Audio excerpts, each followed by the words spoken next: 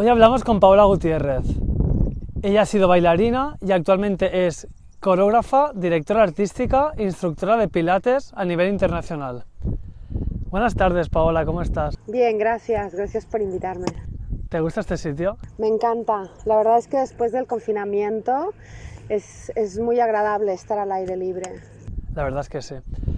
Lo primero que me gustaría preguntarte es cómo estás con esta situación tan complicada dentro del ámbito artístico.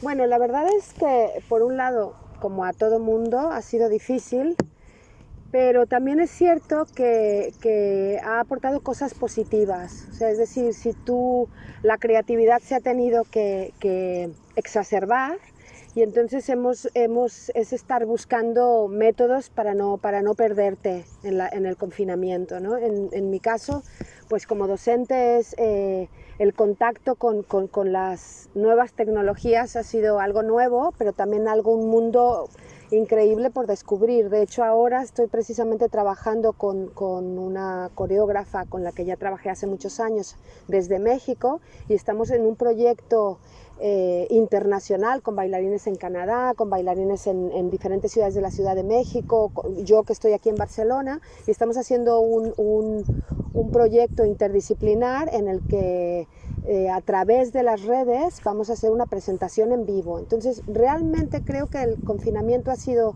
muy duro, pero a nivel creativo también ha activado esta parte, ¿no? Los artistas al final tenemos que buscar la manera de seguir expresando y de buscar métodos en los que contar lo que tenemos que contar. Eso es muy interesante porque estás trabajando a la vez con personas como en tu caso de Cuba, de México, pero sí que es verdad que no tienes la magia, la vibración que sientes cuando bailas en directo, ¿no? Sí, eso desde luego, es decir, es cierto que ahora uno tiene que adaptarse a esta etapa, pero sin olvidar que vamos a volver al vivo. O sea, la magia que produce un escenario, el contacto y la energía que puedes sentir del público y la reciprocidad, porque piensa que aunque tú hagas una presentación, hagas lo mismo varios días, lo cierto es que la energía que el público aporta también te mueve. O sea, los bailarines o los actores, pero yo hablo en mi caso como bailarina, los bailarines también nos alimentamos de esa energía, y entonces no es lo mismo nunca una función, y no podemos olvidarlo. Lo que pasa es que sí creo que es interesante pensar que cuando recuperemos el vivo, que yo estoy deseándolo, porque sí, un teatro es un teatro, un cine es un cine, no dejar de lado esto que hemos ganado, ¿no? Hablando de tus inicios como bailarina, te formaste en México. ¿Cómo es la educación en danza en México?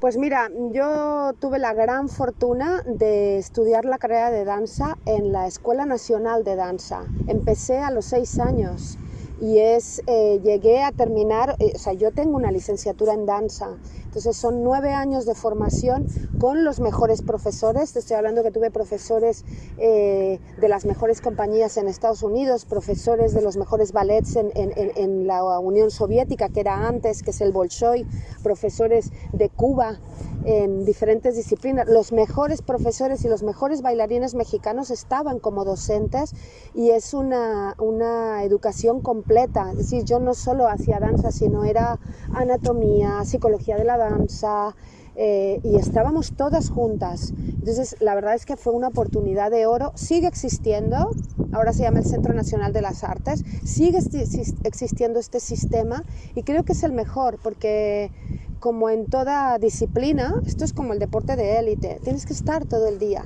y tienes que estar rodeada de no solo mover tu cuerpo o no solo es hacer una clase de ballet, sino tienes que hacer todo lo que tienes que trabajar con poetas, con pintores, con escritores. Y esto, mira, yo esto crecí, es un privilegio. Yo siempre creo que tuve la gran fortuna de formarme allí. Algo muy interesante a destacar es que pudiste estudiar de manera gratuita. En México no hay que pagar, ¿verdad? No cuesta, es del Estado, y te hacen las pruebas, pero no pagas alguna cuota mínima, pero lo cierto es que no, es gratuito, es del Estado. Esto me lleva a preguntarte, si me lo permites, ¿cuál es la diferencia entre una sociedad y otra, entre un país y otro, ¿Cómo valoras la danza, tú que has viajado por tantos países? Bueno, mira, yo creo que algo que sí habría que destacar es que, bueno, yo conozco más el ámbito, o sea, el ambiente en México, porque es en donde me moví, es en donde bailé muchísimos años, es en donde fui intérprete. En los otros países en los que he vivido, que es Colombia, Brasil o aquí, que llevo ya 16 años, realmente mi experiencia es como docente, pero sí te puedo decir que de alguna manera he descubierto que en cada país es somos como muy cerrados. Yo creo que deberíamos ser, el ambiente, el mundo de la danza debería ser muchísimo más abierto. Somos como muy cerrados por países. Siento que el apoyo es difícil en cualquier parte, hablando de esto. No creo que haya diferencia en cuanto a creación, porque desgraciadamente, quizás te estoy hablando y puedo decir de mi experiencia en los países en los que he vivido, el apoyo a la danza, el apoyo a la cultura en general es complicado. Aquí hay más apoyos.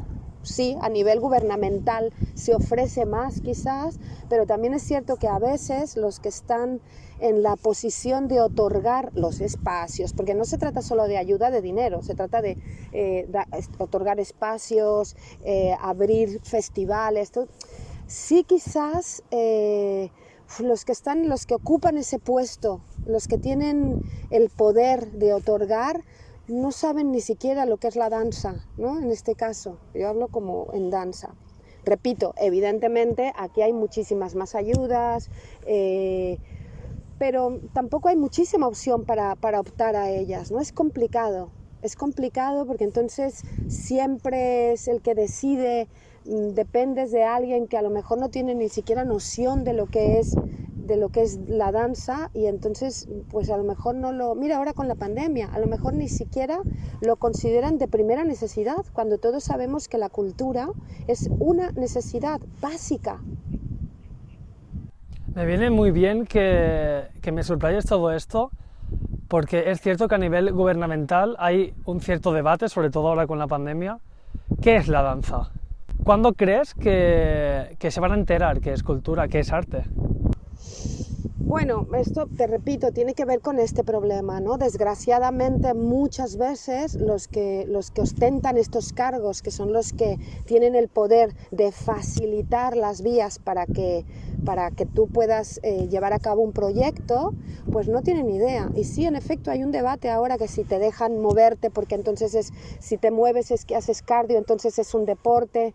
Pero bueno, tendrían que saber que la danza, tienes que leer simplemente la definición, ni siquiera yo es que esté diciendo algo nuevo, ¿no? O sea, la danza es cultura porque es una expresión artística, y lo único que, así como el pintor tiene sus pinceles, el coreógrafo tiene a sus bailarines, y el espacio es un lienzo.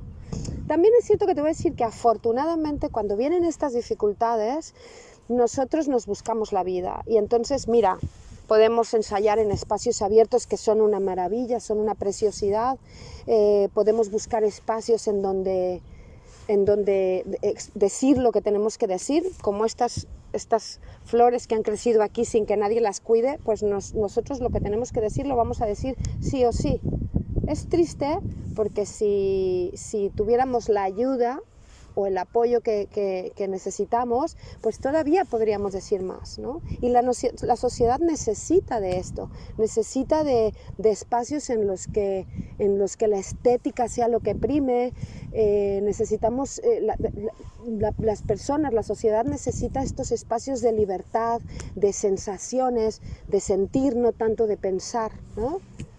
Pero bueno, nos salimos adelante, siempre. ¿Hasta qué punto crees que es necesaria la ayuda gubernamental para que un artista crezca? Hombre, es esencial. No te podría decir que es esencial porque al final un artista crece. Facilita las cosas. O sea, si un bailarín o un pintor, un músico no tiene que estarse preocupando por su subsistencia, pues quizás ese tiempo que ocupa o emplea en esto, en buscar su subsistencia, lo podría emplear en formarse, en crear, en ensayar, pues evidentemente sería más prolífera la producción artística, ¿no? Dejando un poco de lado este bloque, me gustaría saber cuál ha sido tu mejor momento como bailarina. Como bailarina he tenido muchos momentos. Yo te puedo decir que cada estreno de cada obra en la que participé fue un gran momento, porque al final es como empezar de cero, es una gran aventura, ¿no? Yo creo que mi mejor momento es cuando ya tenía cierta madurez, cuando entendí que no tenía que lesionar mi cuerpo para conseguir que hablara, ¿no? Eso fue lo que me conectó al Pilates y por eso ahora es que me dedico a formar en Pilates, ¿no? Realmente creo que mi mejor momento en la danza fue cuando me reconcilié con mi cuerpo y entendí que no necesitaba ni maltratarlo ni llevarlo al límite para poderme mover y expresar. Entonces eso tiene que ver con la madurez. Me viene muy bien que menciones el Pilates, luego hablaremos de su importancia, pero tu papel como docente ha sido muy interesante. Has trabajado con equipos de primera. Cuéntame un poco esta experiencia. Bueno, yo desde siempre, incluso desde que estudiaba, desde que yo era estudiante de danza, tuve claro que a mí la docencia me encanta. Yo creo que es un proceso también creativo, es decir, preparar una clase, pensar en tus alumnos, ya sean alumnos deportistas de élite, porque he trabajado en la residencia Blume con la selección catalana de natación juvenil de natación sincronizada, o en el CAR con la absoluta, o en el Club Natació Sabadell con las bases, pero también tengo un trabajo como docente a nivel más amateur, ¿no? Y para mí tienen la misma importancia, pero para mí es un proceso igual de creativo que hacer una coreografía, porque al final tienes que pensar en los elementos que tienes, al final tienes que hacerte entender. Y al final estás aportando, porque estás aportando bienestar, o estás aportando fuerza, o estás aportando potencia. Ha sido muy interesante. Trabajar con deportistas de élite ha sido muy interesante porque además me reconectó con esa parte de formación, ¿no? Ese extremo sacrificio, esa exigencia, nunca es suficiente. Y me reconectó desde la madurez y entonces pude entender qué sí y qué no está bien de esa parte, ¿no? Disfruté muchísimo y disfruto porque sigo siendo docente, de hecho sigo preparando, te preparo a ti, trabajo contigo y es esto, ¿no? Es todo el tiempo es pensar, estás creando, al final estás haciendo algo. Paola, disculpa, ¿podrías explicarme cómo es tu proceso creativo? Claro que sí, mira, yo lo he ido transformando a lo largo del tiempo, pero yo ahora, si al principio era muy reacia, yo elegía la música, yo elegía la idea, a lo mejor a veces, generalmente intentaba al principio partir de una idea y a partir de esa idea, que generalmente era algo que había soñado o una imagen, ¿no? Por ejemplo, ahora veo esto y ya tengo una imagen porque es una sensación. Y buscaba la música o buscaba tal. Y ahora es, ¿sabes? Es más libre. Es una música, o sea, por ejemplo, una melodía, ¿no? La letra de esa melodía, lo que también mi bailarín, que en este caso, por ejemplo, que estoy trabajando tanto contigo ahora, tú quieres decir. Entonces también es esto, es lo que te digo, ha sido pasar de un proceso impositivo, o sea, es decir, coger a un bailarín y decirle, pues ahora, mira, yo he pensado que tienes que hacer esto, es un trabajo de empatía y de entender. Y entonces es decir, vale, yo quiero decir esto, pero tú cómo lo puedes decir, y mi proceso creativo es este, estoy cada día con una idea, incorporo la melodía y sobre todo tengo absolutamente claro cuál es el ambiente que quiero crear, qué es lo que quiero que el espectador sienta. Además de esto, está claro que eres una coreógrafa muy versátil, pero ¿cuál es el estilo musical que más te atrae? No tengo un estilo, pero sí creo que la música, la melodía sin voz me gusta más, porque sí creo que la voz, el mensaje de la voz determina ya la idea. Entonces yo me siento mucho más libre cuando solo tengo melodía y soy yo la voz, como coreógrafo, y mi bailarín o mis bailarines son la voz, ¿no? Cuando ya tienes una melodía con una voz, vale, está muy bien, pero tienes que contar la historia que está contando esa persona. Es así, o sea, no puedes contar otra idea completamente diferente. Tienes que contar la historia que está contando esa, porque ya el público está escuchando eso, entonces ya está haciendo una lectura. Me gusta más cuando es melodía. ¿Qué melodía? Pues va a depender qué quiera decir. Ahora, por ejemplo, pondría, mira, un bossa nova. O sea, ¿sabes? Depende qué ambiente, ¿no? Quiera conseguir, no sé. ¿Cuáles son los adjetivos que mejor te definen? Tenaz, valiente, creativa y empática. Yo creo que esto es lo que mejor me define. Si tuvieras que decirle algo, recomendarle a un bailarín o una bailarina que está creciendo actualmente, ¿qué le dirías? Que experimente todas las técnicas, que experimente, que estudie, que haga clases con los profesores que pueda, que trabaje con todos los estilos que pueda, que no se quede en donde está, que experimente y que pruebe. Eso es lo que hay que hacer. Me parecen muy interesantes tus palabras. Ya para terminar, me gustaría pedirte a nivel personal que me dieras tu opinión más sincera sobre este proyecto, sobre Más allá del triunfo.